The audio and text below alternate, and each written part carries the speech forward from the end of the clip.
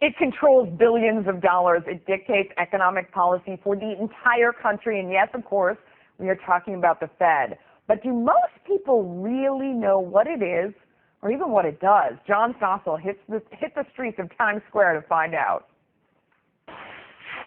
What's the Fed? The Fed? FED, Fed? The federal government? What's the Fed? What's the Fed? I don't know. Stop it. Come on, John Stossel. That's not really what happened. You told those people to This say that. surprises you? It does. They don't know what the Fed is? I make fun of people because they don't know who the vice president is. We hold a picture up. But nobody knew. Two people knew what the Federal Reserve was. Did you say Federal Reserve?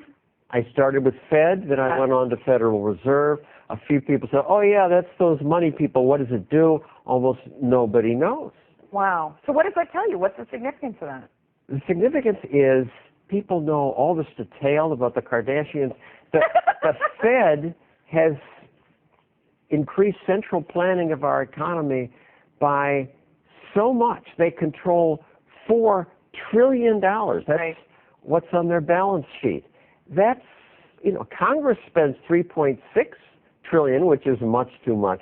At least we voted on that, and people heard about the debate. The Fed, largely in secret, a dozen old white people control trillions of dollars. That should creep us out. People. It should at the very least interest you. What's going on with them? They're controlling the value of your dollar, and you're not focused on them. Should we do away with them? Do you not like what they're doing? I mean, there's a lot of, and actually, before you even answer that, let's see what Ron Paul had to say about that, and we'll react.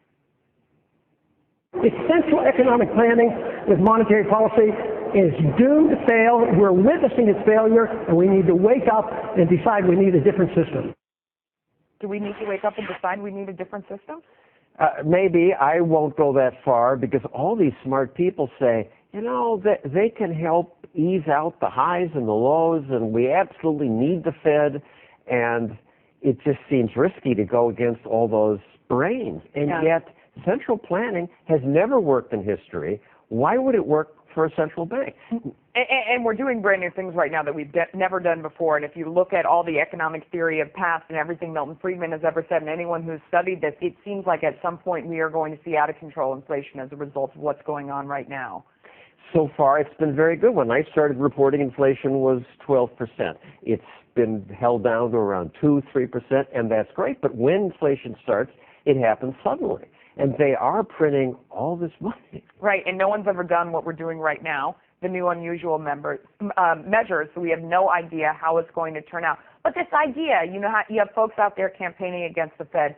We do need them for some basic stuff, I would say. I mean, number one, standing behind the currency. You look at something like Bitcoin, which is the extreme example. If you don't like the dollar and you don't like what the Fed is doing and you really don't trust it, you kind of try and go off the grid and go Bitcoin. But I bought some, and the price, I'm happy to say, just went up. But it fluctuates like crazy. I mean, it goes up, it goes down. I think people don't count on it for the long term, so it feels like we go back to a system where we were doing barter or something. Because if you can't count on a currency, at least in some situations, no, I'm crazy, I'm wrong, you give me a look like I'm a crazy person. Because you're saying the existence of the central bank, which is basically printing $4 trillion, means you can count on the currency. You could just say, when the inflation hits, and this is from Zimbabwe, and we're coming out with the $100 billion bill. I got my 100 trillion. I like my 100 trillion rather than your 100 billion. Are we going to have 100 trillion here in the U.S. sometime soon? We may need it to pay for some of the things that we're doing. What's the alternative? Competitive banking. Before, like Canada, before they copied us and got their own Fed, they had each bank would issue a currency. Yeah. And you could say, well, why would I trust that? Well, the banks would have a balance sheet you could look at. They wouldn't print much more money than they could back up. And there was competition. You could spread your risk around. During the Depression, 5,000 banks failed in the United States. No banks failed in Canada. It's not clear that we need a Fed. And it used to be only Ron Paul complained about this. Yeah. For my show on this, we had trouble finding people who wanted to come on and defend the Fed. Really? Goolsbee eventually came on, but Well, most of the usual suspects we called said, no, I don't really want to he's a defend usual them. suspect. He'll kind of shill for that side in any part, but no, he's a good guy. All right, thank you so much. Good stuff. Very provocative.